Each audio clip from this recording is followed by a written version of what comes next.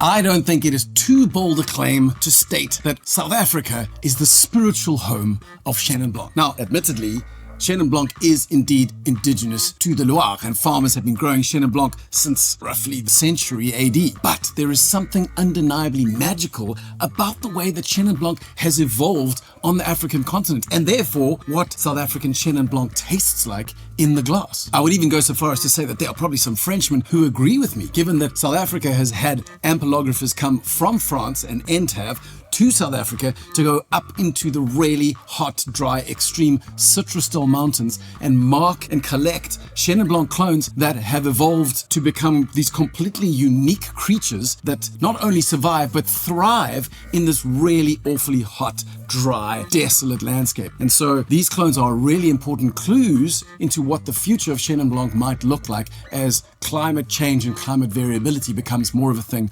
around the world. To further bolster my claim regarding Chenin Blanc's spiritual home, South Africa has some of the oldest Chenin Blanc vineyards in the world. And skeptics may say, but out in the valley. Loire Valley? They've survived for thousands of years. 2,000? 2,000. How on earth can you say that South Africa has the oldest vineyards in the world? The answer lies in a kind of a combination of willy-nilly agriculture and an aversion to administration, probably exemplified best through the agricultural practice of complantation, which is when a vine dies, instead of ripping up the entire block, you quite sensibly simply plant a single young vine in its place. And each time another old vine dies, you plant a young vine in its place.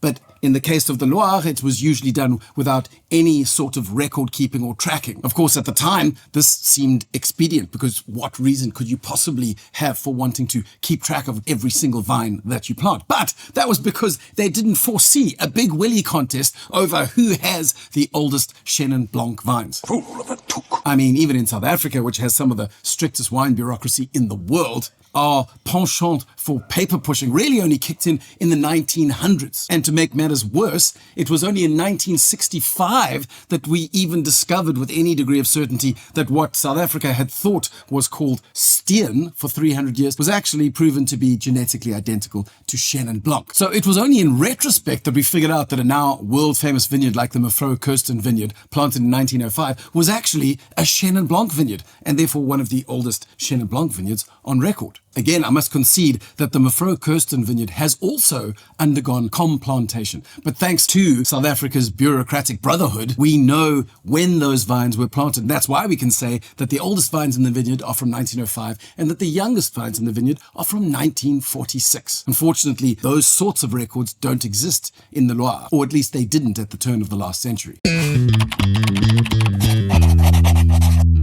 If we're to take the conversation a little broader, South Africa is not the only New World country with very old Chenin Blanc vines. California come to the party with a vineyard planted in 1919 by the folk from Chalone Estate in Monterey County. Australia also have a centenarian Chenin Blanc vineyard in Swan Valley, which is where the Kosovich family planted Chenin Blanc in 1922. Interestingly enough, other New World countries like Argentina and Chile, who have winemaking histories of 400 years or more, really only got into Chenin Blanc in the middle of the 20th century. So it kind of takes them out of the running for this particular contest.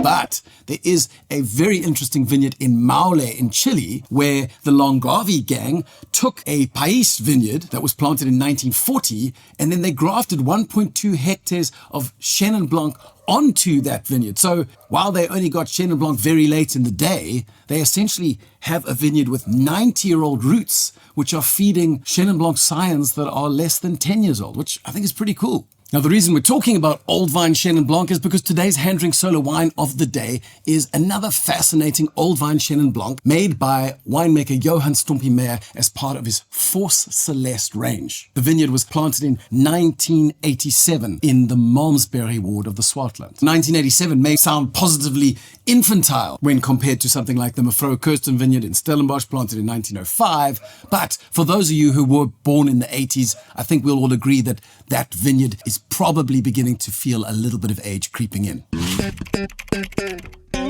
The fruit for the Force Celeste Chenin Blanc comes from a vineyard in Malmesbury, which could not be closer to the heart of the Swartland if it tried. But while the fruit may come from the center of the Swartland, all of it is vinified in Johan's cellar up on Platteklip in Piketboerberg, right on the very northern edge of the Swartland. Johan Meyer is one of only a very small handful of really purist natural winemakers, and by that I mean he's only one of a few winemakers who insist on working with organic fruit, almost always dryland farmed, using no added yeast in the cellar, very few additions, and at least with regards to the Force Celeste range, absolutely no added sulfur. Now, if this whole school of thought appeals to you, then you should probably check out some of Johan's peers, including Craig from Testelonga Wines, the Vine Venom range made by Samantha Suddens, Telego wines made by Jurgen Goos, Blacksmith wines made by Tremaine Smith, and one could include Whiteman & Sons and Swerve wines as well. Now, if you want to learn more about those winemakers, the Hand Drink Solo YouTube channel has videos on every single one of them. So you should definitely subscribe to what we're doing and give us a like, because it will help more people like you to find our content. But enough hard sell, let's drink. So when we finally get around to giving this guy a sniff, well, there is loads going on. There's this pineapple-y chamomile tea thing, chalk dust, marula fruit, which is fruit from Limpopo. I'm not quite sure how else to explain that. Maybe a touch of melon, even tropical mango. It's just wild. It's all over the place. Loads of fruity, floral, herbal, good things. But there's also a note that I often associate with Whiteman & Son Chenins and Intellego Chenins and Force Celeste Chenins, and that's a slightly bruised yellow apple note, which I find quite lovely and is possibly the result of more oxygen in the winemaking process, or the result of less sulfur providing less of a buffer against oxygen. Either way, it adds a lovely extra level of complexity. Now, when we give this guy a sip, well, it starts out with a super straight and true bracing lightning bolt of citric acidity, which really takes one by surprise, especially if this wine is served super ice cold. So if it's lightly chilled, you find those fruit elements then beginning to open up. Nectarine, more of that apricot, some white peach, and then fairly unexpected, even I detected a note of passion fruit. I would suggest serving this wine a little warmer than perhaps you'd serve your poolside quaffing Sauvignon Blanc, because just that little hint of warmth to the wine really acts like a magnifying glass over those beautiful stone fruit, lemon candy, citrus elements that start popping out of the wine as it warms in the glass. Okay, so that is all I have time for today, but I have left links to 2 videos. One of them talks about Stompie's move up to Platteklip and his investment in Platteklip vineyards. And the other one talks about a previous vintage of Stompie's Force Celeste Semillon, another fascinating wine from the Force Celeste range.